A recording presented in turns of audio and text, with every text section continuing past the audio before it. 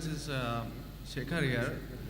I'm so grateful to the IRF that we get this opportunity to ask you some questions. And for the first time, I've seen you, and I'm glad that I can ask you a simple question. I am a businessman, and one of my, or rather, my only hobby is studying religions. So, one of them, obviously, being the Quran. So my question is fairly simple. I really liked what you spoke about Aisha. That was a very wonderful thing that you said. So my question is fairly simple. I'll make it very small. But I really hope that I have the opportunity to cross-question you after you answer me on your answer. Thank you. So we see in Muslim, book number 4, number 2127, wherein it says, a part of it that is, he stuck me, Aisha, on the chest, which caused me pain. Further down, if you look at Mishkat al-Masabi, volume 2, page number 690, repeated again in Muslim, book number 9, number 3506, a part of it, I'll just get to the point, wherein Umar is trying to say to the Prophet, or rather trying to make him laugh. He says, Messenger of God, I wish you had seen the daughter of Kharija, where she asked me for extra money, and I got up and slapped her on the neck. God's messenger laughed and said, they are around me, as you see, asking for extra money. Abu Bakr then got up, went to Aisha and slapped her on the neck, and Umar did the same to Hafsa. Now we see something of a pattern coming in. Then if we just jump to Quran chapter 4, verse 34, and those wives you fear may be rebellious, admonish, banish them to their couches and beat them. Now, as I understand from your talk, that there is equal punishment for both man and woman. I'm not contending whether they should be beaten or not. My point is, what is the right of the woman if the man is wrong? Because he gets to beat her up. Brother asked a very good question, and I give you the right to cross-question me after the answer. It is granted. The brother quoted hadith of Sahih Muslim and Mishkat al-Masabi. Do you know the relationship between Hafsa and Hazrat Umar? Well, I've not really got to the point that much. I'm still studying. Do you know the relationship of Aisha and Abu Bakr? May Allah be pleased with them both. Her father, if I'm not mistaken. That's right. I'm asking you a question. Are you married? Yes. Yes. Do you have a daughter? 2 of them. 2 of them, fine. I get to go to heaven. Sorry? I get to go to heaven. No. If you bring them up correctly, I remember with that. love and compassion, then you'll go to heaven, otherwise not. But, just kidding. But that is only righteous deed. Without iman, you can't enter Jannah. So for you to go to heaven, besides upbringing your 2 daughters correctly, you have to follow the laws of the Quran and the Sahih Hadith and be a believer. I understand. That we'll discuss after answer to you. I understand. After answer, inshallah. I'm asking a simple question. Suppose your daughter, if she wants to jump from a 10-story building, what will you do? I'll stop her. Is she adamant? What will you do? Point, yeah. You get the point, very good. If she wants to jump, no, I want to go. I want to fly like Superman. Dad, you are preventing me from being a Superman. What will you do? Well, I'll stop her, obviously. Will you slap her or not? If required. She says, no, I want to jump. What will you do? Well, I can ask it the other way around. What I'm if asking, my wife brother. sees, I'm asking. If she wants to jump from the 10-story, I will hit her. if required, not normally, you will say, अरे बेटी जान दो ना, Superman मत बनो. नहीं बनने का है अब्बा. जंप मारने का है. अब देखो कैसा उड़ती हूँ मैं. I want to fly. One flap. A father is cruel to be kind. Yes. Now, our beloved Prophet Muhammad said, anyone who does not love Allah and His Messenger more than his own life, he is not a Muslim. Anyone who does not love Allah and His Messenger more than his own life, he is not a Muslim. So there are many occasions what happened that sometimes they were disrespectful to the husband. Not a normal husband, Prophet Muhammad sallallahu alaihi wasallam. There were many occasions, not one occasion. There are many occasions, Hazrat Umar, may Allah be pleased with him, and Hazrat Abu Bakr, may Allah be pleased with him. When they came to know that one of the wives has caused pain to the Prophet, they were the father-in-law of the Prophet. But they loved the Prophet not only more than their daughter, they loved the Prophet more than their own life. There are many occasions. Which occasion you are referring to, I don't know. There were occasions when they came to know that my daughter has caused pain to the Prophet of Allah. How dare she does it? They being father, they have the right to slap. Not you and me. For us, they are the Ummahatul Mu'mineen. They are the mothers of the believers. But yet, they were human beings. Even the wives of the Prophet. Though they were wives of the Prophet, they are the best examples, yet they were human beings and they did make mistakes. Like the ayah recited by the Qari, Surah Nisa chapter 4, 32. They want equal rights. There was in Surah Azab chapter 33, where the wives of the Prophet tell the Prophet, why don't you give us the luxury of this world? They objected. Why are we undergoing such a life of poverty? So Allah sends a revelation. If you want this world, I will grant it to you, but you will not get Jannah. The verse of the Quran says, I will free you. That means, if you want, I will let you go free. Divorce, not that he divorced. And you can get the luxury of this world, but you won't get heaven in the hereafter. And the wives of the Prophet, they repented and they asked for forgiveness and Allah forgave them. So here also it's in context. And going against the Prophet is more bad than jumping from top. Jumping from top, your daughter will kill herself, that's it. Correct? But going against the Prophet is more bad. Did you get the answer? Sir, but my question still stands. I understood your point. I haven't completed my answer. Okay, you asked the question, no problem. My question is pretty simple. I haven't completed my answer yet, brother. All right. Because I know your question was in two parts. Then you quoted the verse of the Quran, Surah Nisa, chapter 4, verse 34. Yeah. And said about wife beating. I want to complete that before you answer. Otherwise, you said Zakir answered half. I only answered one part of the question regarding hadith. The second part is of Surah Nisa, chapter 4, verse number 34. Exactly after the verse that was recited by the Qari. After verse which says, Ar-Rijalu Qawwamuna 'ala an-Nisa, that the men are the protectors of the women. The verse says that if they're disobedient, then don't talk to her. After that, don't share the bed. Then the Arabic word is daraba, means beat her lightly. The Arabic word is beat her lightly, daraba. Ibn Abbas, may Allah be pleased with him, said, when you beat your wife, you should not beat on the face. Point number one. Point number two, when you beat your wife, there should be no mark left on her body. And he gave an example, beating with a miswak. Miswak is toothbrush. In modern way, I will say beating with a handkerchief. Handkerchief. Now, if you beat your wife with a handkerchief,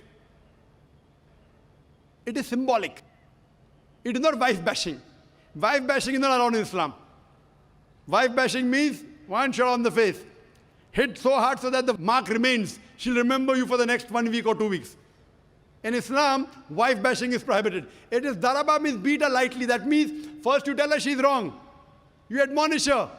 Don't share the bed with her. Ultimatum. Last warning. Beat her lightly. Now, what I said, for any crime committed, the punishment is same. Punishment is same. Beating lightly is not a punishment, it is a warning. Can you do the opposite? Can the daughter hit the father? What if your daughter slaps you? Will you like it? No. Why? Equality. Let me complete my answer. You talk about equality. If your daughter slaps you, will you like it? No. No. There may be occasion when you get lunatic, when you become very old, and if you want to jump and then she slaps you, I will agree with her, correct? Though you said, no, I'm agreeing with you. I understand. I'm helping you.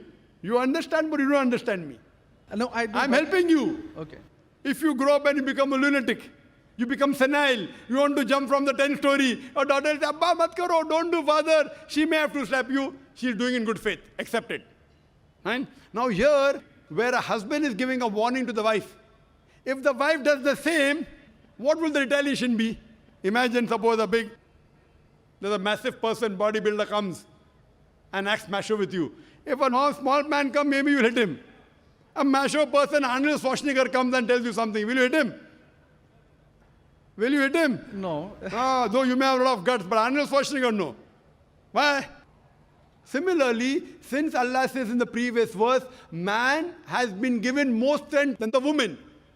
So a physical warning, a symbolic warning, a man can give to a woman can't give to a man.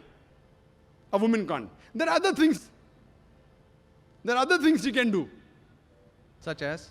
Such as, for example, if she has to cook food in the house, It's the duty of the husband to get market. She can refuse to cook. If you don't get market, I will not cook. She can object. Very well. She can object saying, I will not cook. It's an objection on her part. If, for example, he's not offering salah is important, she can object nicely, with love and affection. My dear husband, please offer salah. Then she may get a little bit angry also, no problem. Getting angry with husband is not allowed, unless it's for the sake of Allah and His Rasul. But not physical. She can't get physical. If she gets physical, there will be retaliation. It will never work. Imagine your wife slapping you. Will you leave her? Fine, you may say, Jaan do. So, what do you realize? This is a symbolic beating. What the Western media has done, they portray as though it is wife bashing. Where is wife bashing? You know the hadith also. So, because of that, Islam is the best way of life. It shows you how to lead life with your wives also. Hope that answers the question. If you have any counter question, you're most welcome, brother. Yes, actually 2 points on that. Primarily, the first thing that is said is a daraba, which means basically tapping. And as I understand from the Hand's Word Dictionary, it comes from the word idrib. And now, if you look at it, the Arabic word is used in 2 ways. One, to strike up a poem, the word idrib, from which the word darwa is taken out. The first is to strike up a poem, and the second, which is used 12 times in the Quran, is a physical action of striking. Strike off? Strike up a poem, or strike up a poem. Strike up a poem, metaphorically. Second part is the physical action of striking. It's used again in Surah 8:12, wherein it about an angel strike off their heads, strike off the very tips of their fingers. The same word is used. So how can the same word be interpreted there as lightly, but here as very good question. The second part. Very good question. Very good question. The second part is that if we come back to Sahih Bukhari, volume 7, number 715, again, the respectable, I truly mean that, respectable woman Aisha, a great scholar, I read about her, narrated, Aisha said that a lady came wearing a green veil and complained to her, that is Aisha, and showed her a green spot on her skin caused by beating. It was the habit at that time for women to support each other, means when they get beaten up, so you support each other. So when Allah's messenger came, Aisha said, I have not seen any woman suffering as much as a believing woman. Look, her skin is greener than her clothes. That was my second part.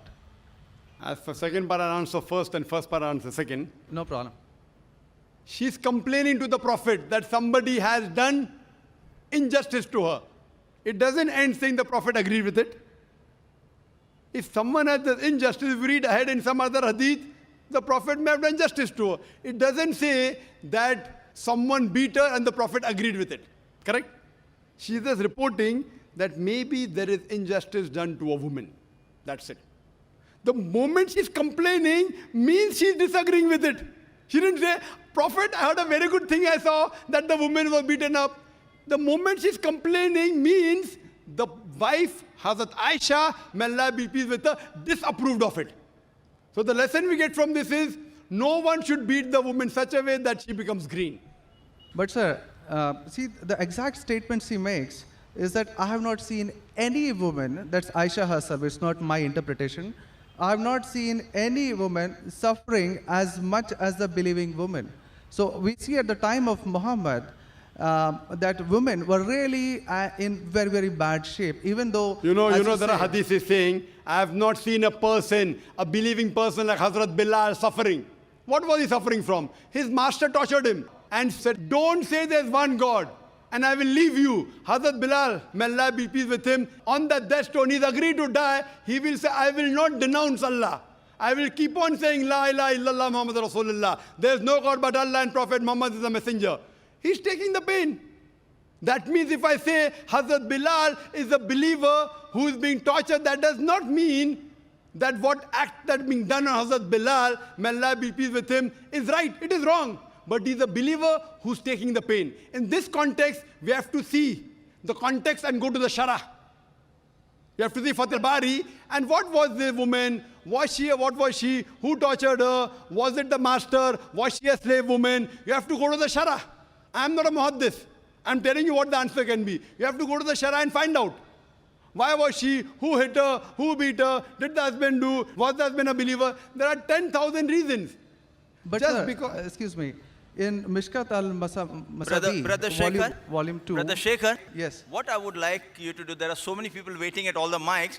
Precisely, concisely, I would like you to put your question in a few words and then close. Because you got such a big sheaf of papers, there are many people I see waiting with small slips just or one something. question. So we cannot allow this whole thing to go on. This is not a debate session. It's a question and Brother. answer session. I want you to put your question in the next 4 sentences. Let Dr. Zakir answer so that all the many ladies standing there here also get a chance. We have exactly 1 hour, 12 minutes left.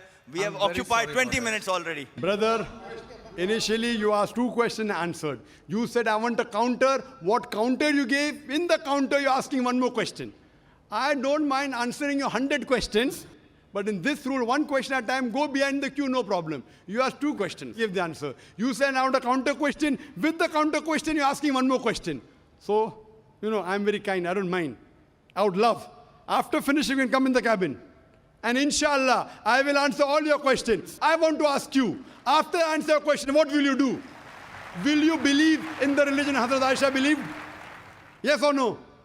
I yet have to answer your counter question. Well, it's not just this one point. There are many, many more. I'll answer inshallah all. How many are there? 10, 20, 50, 100? How many?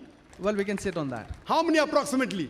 Well, there are many more. I have not How really many? counted them. 10, 20, 100, 1,000, 10,000? How many do you have now in your mind?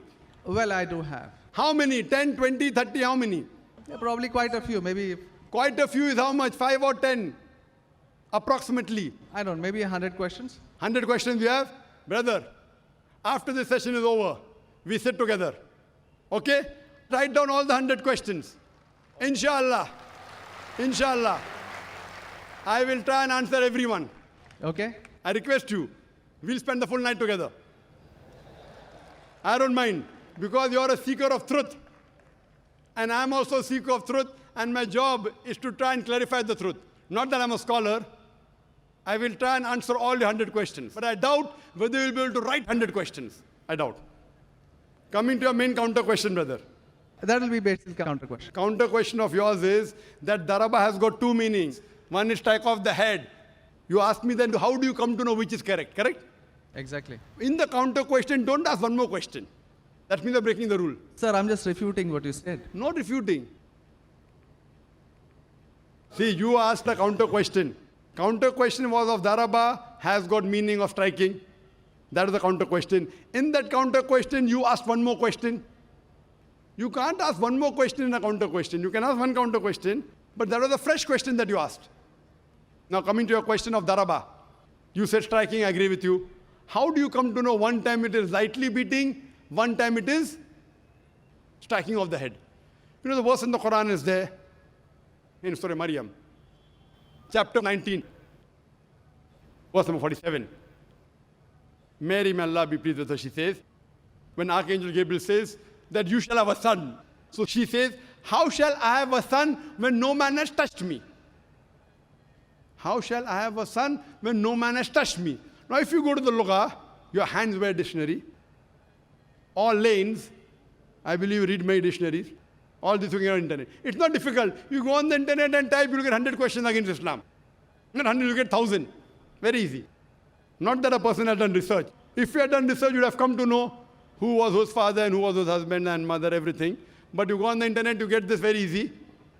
Now, the Arabic word masa has got 2 meanings. Physical touch, it means sexual touch. So when Mary, may Allah be pleased with her, she says, how shall I have a son when no man has touched me? It is understood. It is not physical touch, it is sexual touch. Correct? Yes.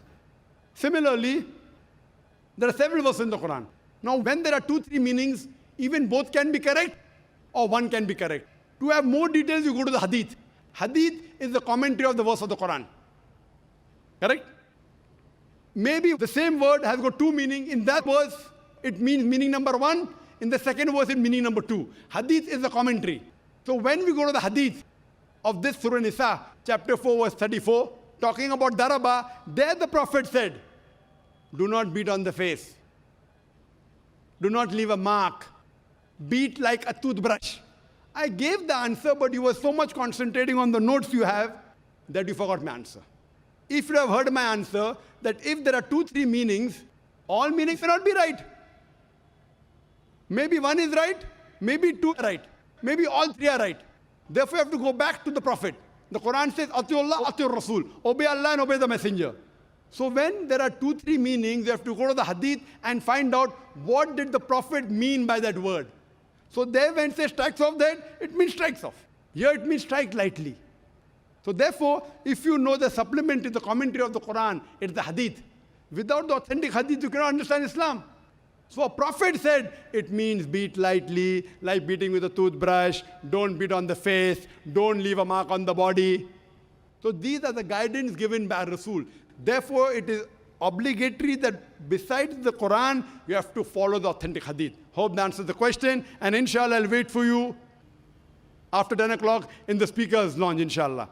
Yes, Brother Shekhar? Thank you. And I'll be since you there. have 2 daughters, you said you have 2 daughters and you want, sorry? And one son. The son, there's no hadith saying the son will take you to Jannah here. Yeah. If he becomes the pious son, and if he prays for you, inshallah, even he will be a path to Jannah. What I want to see to it that besides good deeds, you even have faith. Faith is one of the important criteria to go to Jannah. And since you have an urge to go to Jannah, to paradise, inshallah, I pray to Allah subhanahu wa ta'ala, may He make me the zarya, the pathway to take you to Jannah, inshallah.